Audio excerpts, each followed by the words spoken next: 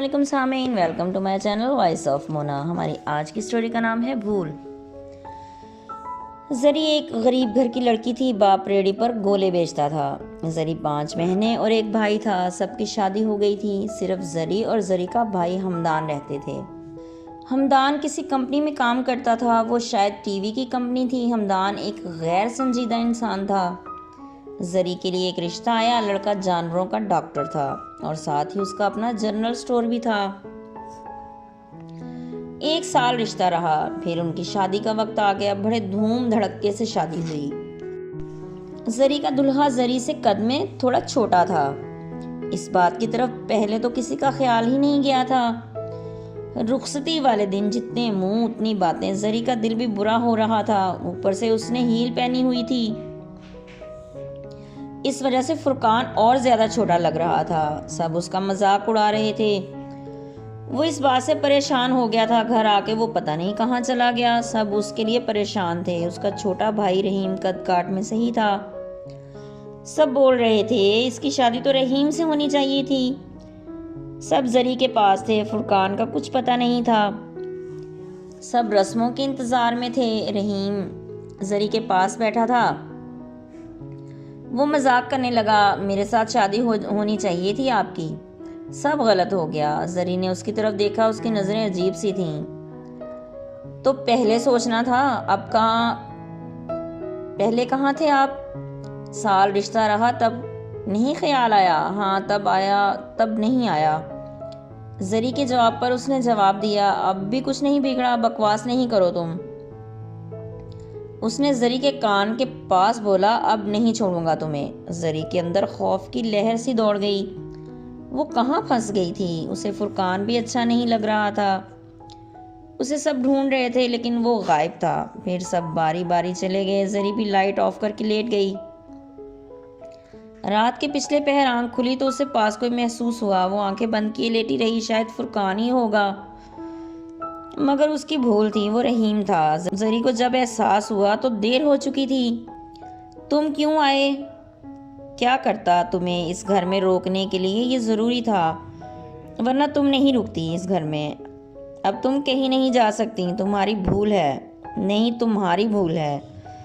زری نے اٹھنا چاہا لیکن اس نے اٹھنے نہیں دیا۔ پھر اس کی ساس کی آواز آئی،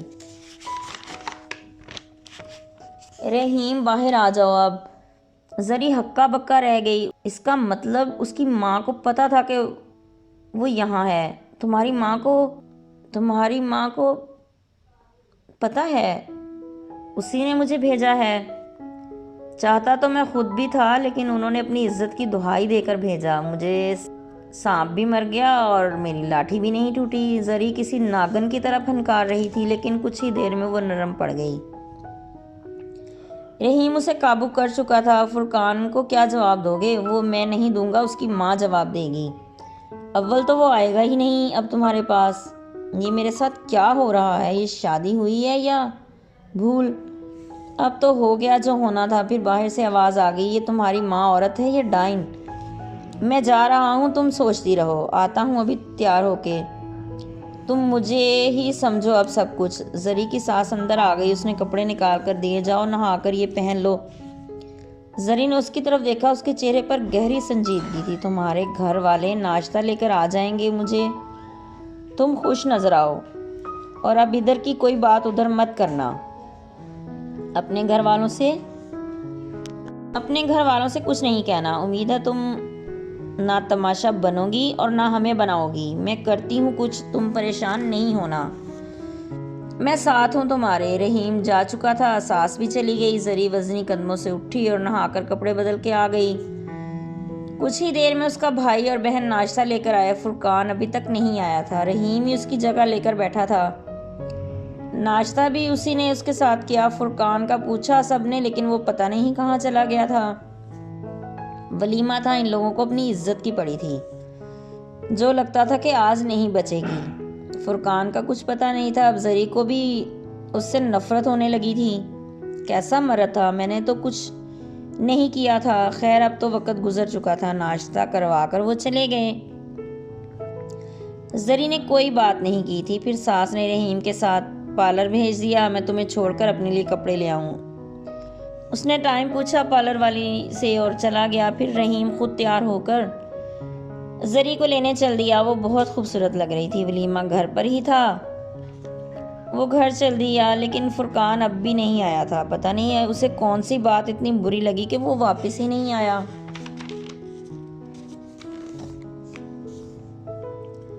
وہ گھر اپنے کمرے میں پہنچی تو کافی مہمان آ چکے تھے۔ کافی گہما گہمی تھی۔ پھر اس کے گھر والے بھی آ گئے۔ ساس پہلے لیکچر دے گئی کہ زبان بند رکھنا۔ رحیم آس پاس ہی تھا۔ اسے بھی اب لگ رہا تھا جیسے رحیم کے ساتھ ہی اس کی شادی ہوئی ہے۔ کھانا کھل گیا، سب کھانا کھانے چلے گئے۔ پھر اس کی ساس نے اس کے ماں باپ بہن بھائی کو علیحدہ کر کے پتہ نہیں کیا بولا اور کیا بتایا۔ اسے ساتھ کوئی کپڑے نہیں دیے گئے اور بول دیا گیا کہ رات کو رحیم کے ساتھ گھر واپس آنا ہے۔ اس کے گھر والوں نے بھی کوئی اصرار نہیں کیا تھا۔ وہ ماں کے گھر پہنچی۔ رات ہونے سے پہلے اسے واپس جانا تھا۔ رحیم نے اس کے کان میں سرگوشی کی، اچھا مل لو سب سے۔ اس نے اپنی دوست کو بلوایا۔ وہ گھر چلی گئی تھی، پھر واپس آ گئی۔ زری کی وہ کلوز فرینڈ تھی۔ زری نے اس کو سب بتا دیا۔ وہ بھی سن کر پریشان ہو گئی، لیکن اب اس نے اس سے یہی کہا کہ تم چلی جاؤ واپس، یہی صحیح ہے اب ورنہ مشکل ہو جائے گی۔ پھر وہ بھی سوچ چکی تھی کہ وقت اور حالات پہ خود کو چھوڑ دے۔ رحیم نے کہا دیر ہو رہی ہے چلیں۔ ہاں چلو۔ وہ سب سے مل کر چل دی۔ پتہ نہیں کیا کہا تھا ان سب کو، سب مطمئن تھے۔ گھر پہنچی تو مہمان جا چکے تھے۔ وہ کچھ دیر بیٹھ کر اپنے کمرے میں آ گئی۔ پیچھے ہی ساس آ گئی۔ تمہاری ہر ضرورت، ہر خوشی ہم پوری کریں گے، بس تمہیں اپنا منہ بند رکھنا ہے، کسی سے کچھ نہیں کہنا، اور نہ ادھر نہ ادھر، کسی جگہ بھی نہیں، ورنہ انجام اچھا نہیں ہوگا۔ اب کیا کہنا ہے کسی کو؟ بولنے کے قابل ہے کچھ؟ جو ہوا وہ بولا جا سکتا ہے کسی کو، اسی لیے بولا ہے تمہیں، اپنا منہ بند رکھو۔ آگے کیا سوچا ہے آپ نے؟ میں بتا دوں گی وقت آنے پر۔ ویسے حیران ہوں آپ کس قسم کی عورت ہیں؟ میں جیسی ہوں تمہیں اس سے کوئی مطلب نہیں ہونا چاہیے۔ یہ دونوں سوٹ کیس تمہارے ہیں، سارے کپڑے الماری میں سیٹ کر لو۔ اچھا کر لوں گی۔ پھر وہ چلی گئی۔ زری لیٹ گئی۔ وہ تھک چکی تھی۔ تھوڑی دیر کے بعد اٹھی، کچھ کپڑے نکالے، الماری میں رکھے، پھر کپڑے چینج کر کے لیٹ گئی۔ ذہن سوچوں میں ڈوبا ہوا تھا۔ نیہا کو بتا تو آئی تھی تھوڑا بہت، لیکن پھر بھی پریشان تھی۔ غیر لوگ تھے، ایک سال میں بھی وہ ان کو نہیں جان پائے تھے۔ سوچتے سوچتے اس کی آنکھ لگ گئی۔ آدھی رات کا وقت تھا، باہر ہلچل مچی ہوئی تھی، شاید کچھ ہوا تھا۔ اس نے گھڑی دیکھی، 12 بجے تھے۔ پھر کچھ دیر بعد خاموشی چھا گئی۔ تھوڑی دیر بعد رحیم آ گیا۔ وہ آنکھیں موندے لیٹی رہی۔ اسے پتا تھا وہ کیوں آیا ہے۔ اس نے زری کو اٹھایا۔ مجھے پتا ہے تم جاگ رہی ہو۔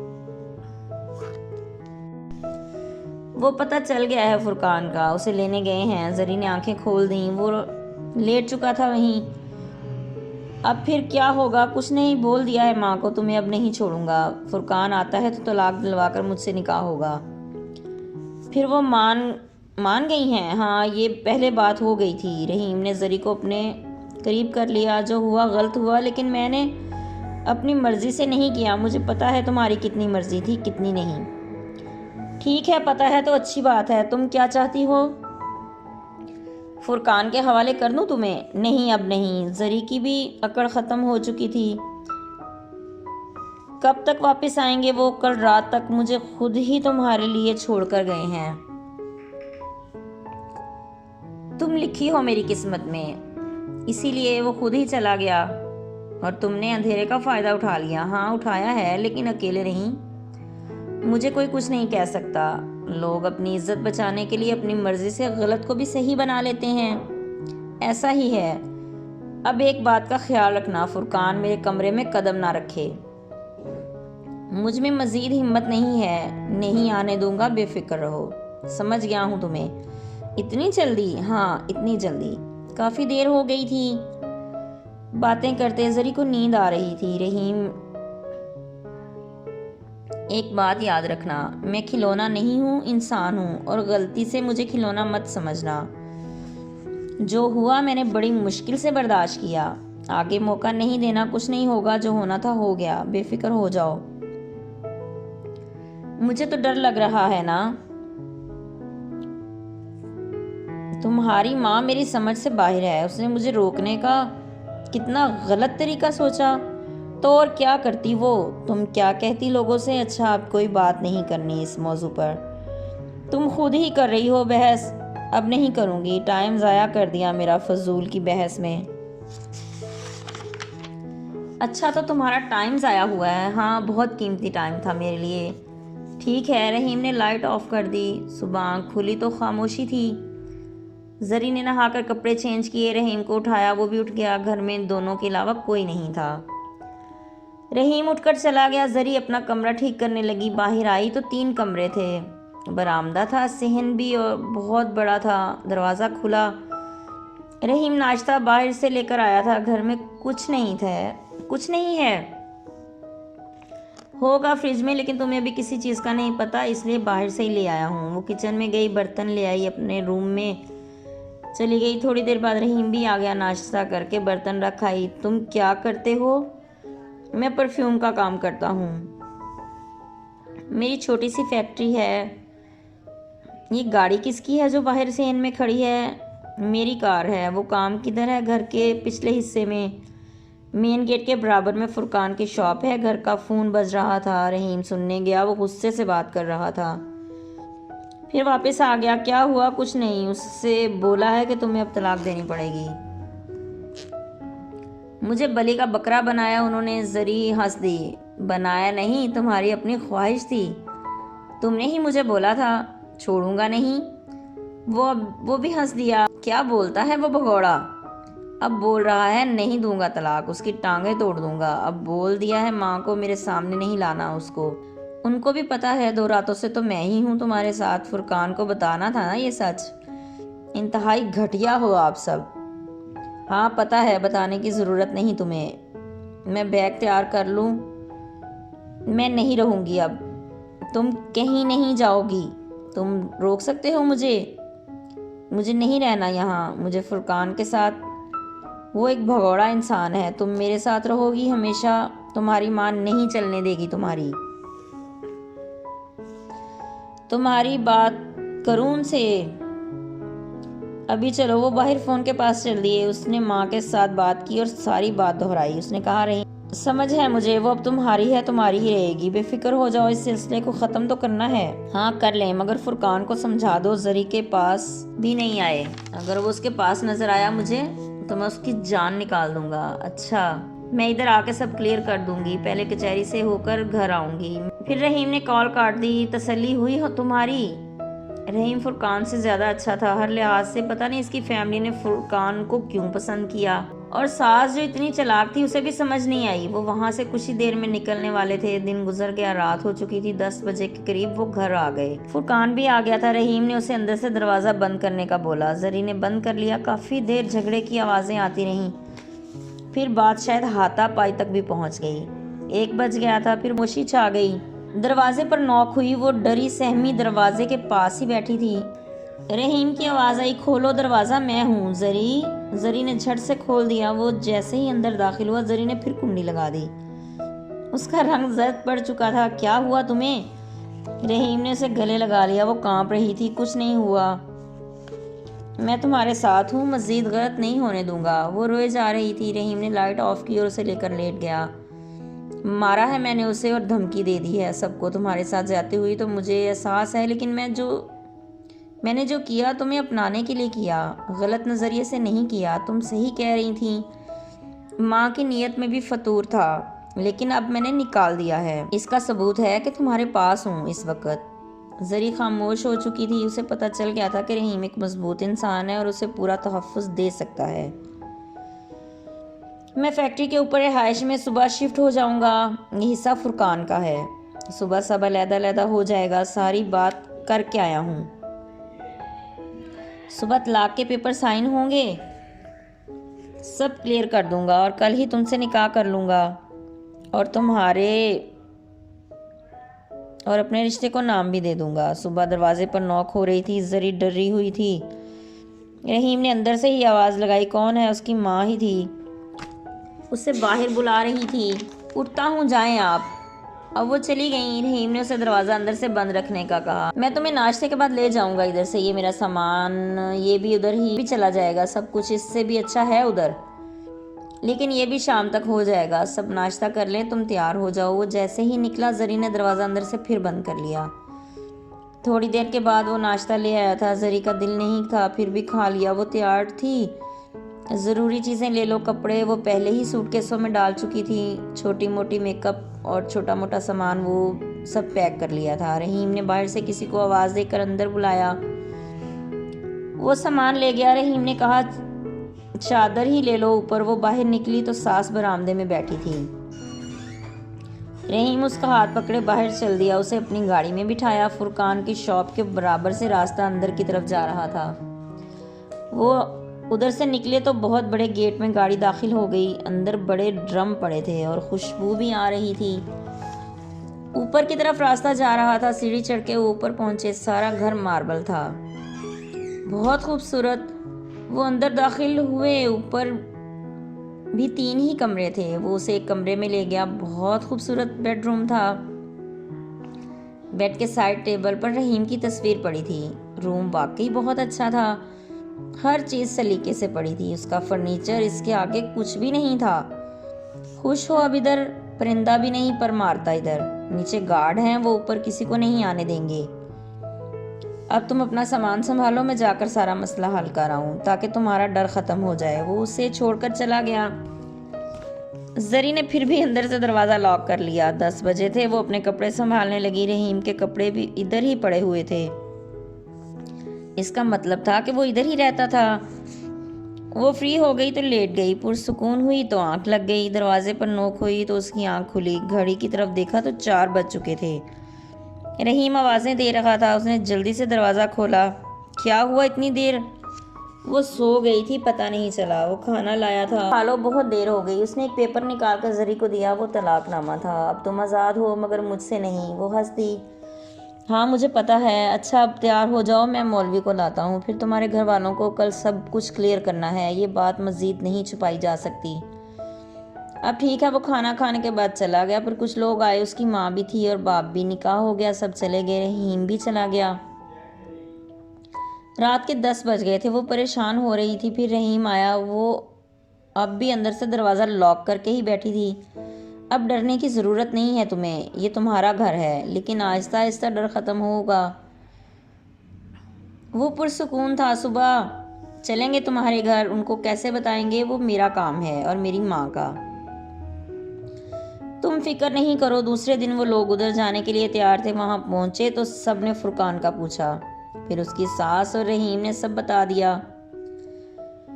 وہ پہلے تو پریشان ہوئے، پھر زری سے پوچھا، وہ خوش نظر آ رہی تھی، رحیم ہر لحاظ سے فرقان سے 100 گنا بہتر تھا، پھر سب خوش ہو گئے۔